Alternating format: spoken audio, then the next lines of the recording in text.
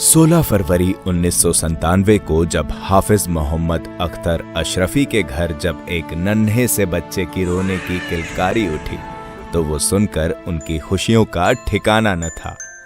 उनके घर एक बेटा हुआ जिसका नाम उन्होंने मोहम्मद फैजान रजा रखा। फैजान का बचपन बहुत ही नटखट और लोगों को लुभाने वाला गुजरा। देखते ही देखते वो सबके चहेते बनने लगे और अपनी दिलकश और लुभावनी बातों से लोगों का दिल जीतने लगे। फैजान बचपन से एक ज़हीन थे। फैजान की स्कूल की तालीम अमरावती से हुई। उसके बाद 2007 में फैजान इस्लामिक एजुकेशन हासिल करने पुणे चले गए और इस्लामिक एजुकेशन की डिग्री हासिल की और उस फील्ड में भी अपना नाम रोशन किया। लेकिन हालातों ने फैजान को घेरना शुरू कर दिया।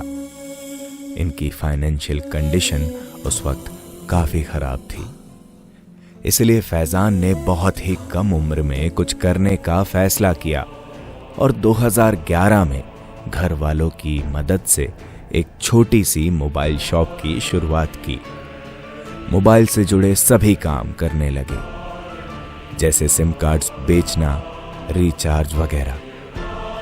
फैजान का घर और दुकान दोनों रेंट पे थे, लेकिन उनकी लगन और मेहनत ने उन्हें उभार दिया और फिर धीरे धीरे कुछ सालों में एक प्लॉट लेके वहां अपना सपनों का घर बनाया। वक्त गुजरता जा रहा था और फैजान की जिम्मेदारियां भी बढ़ती जा रही थी, इसलिए उनके रिश्तेदार चाहते थे कि वो मोबाइल शॉप बंद कर दें और अपने पापा के साथ फैमिली बिजनेस ज्वाइन कर लें। लेकिन फैजान को फैमिली बिजनेस में इंटरेस्ट नहीं था, वो तो कुछ अलग करना चाहते थे। तभी उन्हें मशवरा मिला कि वो अपनी शॉप घर में शिफ्ट कर ले, क्योंकि उनकी शॉप भी रेंट पर थी, लेकिन ये उतना आसान नहीं था।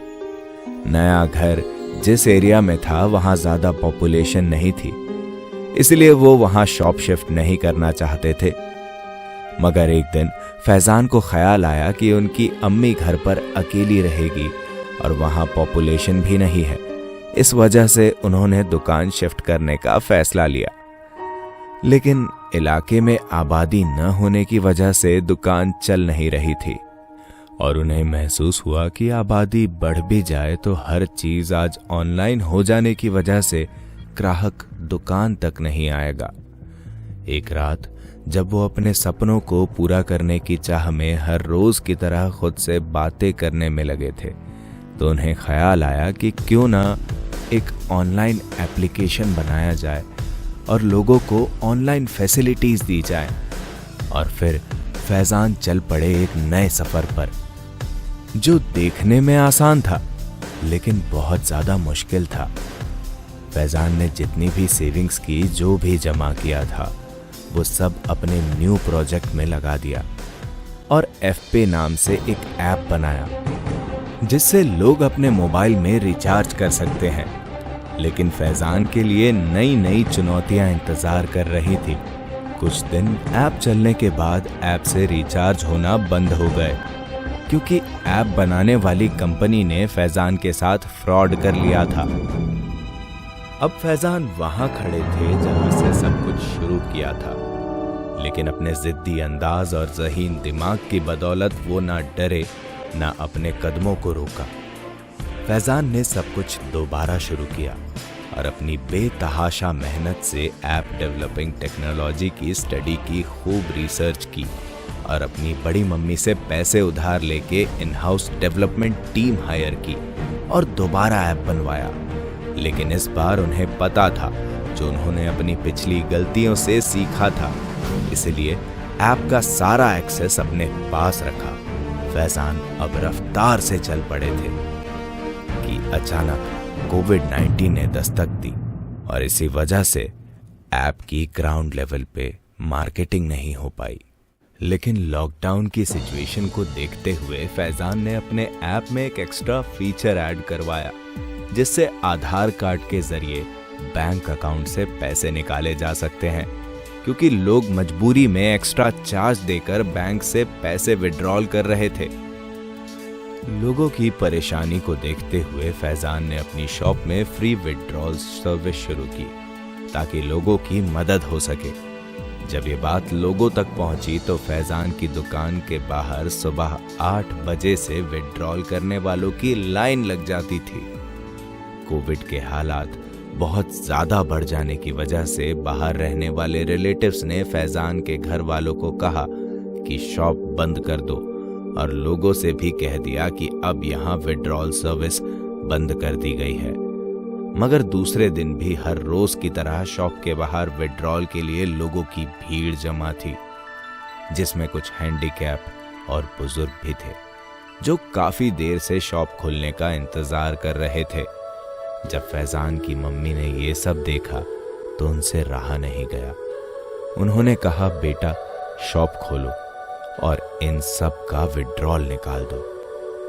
और फिर फैजान ने ऐसे हालात में उन सब की मदद करने की ठान ली और बिना किसी एक्स्ट्रा चार्ज के बैंक अकाउंट से लोगों को पैसे निकाल कर दिए। उस वक्त लोगों ने फैजान को बहुत दुआएं दी और उन्हीं दुआओं ने एक दिन उनके ख्वाब को पूरा करने में उनकी मदद की। और उन्हीं हालातों को और लोगों की बैंकिंग की समस्याओं को देखते हुए फैजान ने चाहा लोगों को फैसिलिटी देने के लिए मुझे बैंक शुरू करना चाहिए। लेकिन बैंक शुरू करना इतना आसान नहीं था। उन्हें हर किसी से अलग अलग राय दी गई। किसी ने कहा, ख्वाब वो देखो जो पूरे हो सके, हवा में उड़ने का मत सोचो। तो इनके अपनों ने उन्हें पूरा सपोर्ट दिया। फैजान ने NBFC कंपनी शुरू की, जिसकी शुरुआत 27 मई 2022 को पूर्व पालक मंत्री और AIUMB के राष्ट्र अध्यक्ष के हाथों हुई। जब फैजान ने कंपनी शुरू की, उनकी टीम ग्राउंड लेवल पर मार्केटिंग के लिए उतरी। तब लोगों ने बहुत गलत बातें करके उनके हौसले को पस्त करने की कोशिश की। मार्केट में कहा जाता था कि बिना ब्याज के पैसे कैसे पॉसिबल हैं, तुम लोगों का पैसा खाकर भाग जाओगे। फैजान को इन सब चीजों का पहले से अंदेशा था, इसलिए वो बिना रुके अपना काम मेहनत और लगन से करने लगे। माना कि मुश्किल है सफर पर सुनो मुसाफिर हो, कहीं अगर तू रुका तो मंजिल आएगी ना फिर। कदम कदम मिलाए जा, गगन गगन झुकाए जा, रख हौसला। फिर लोगों के बीच उनका भरोसा बनता गया। फैजान की इस कंपनी के माध्यम से अमरावती में लोगों को बिना ब्याज के गोल्ड लोन देने वाली पहली कंपनी का आगाज हुआ। रख हौसला, कर फैसला, तुझे वक्त बदलना है। डरना तो बंदया, रुकना तो बंदया, राह पे चल बंदया। डरना तो बंदया, रुकना तो बंदया, राह पे चल बंदया।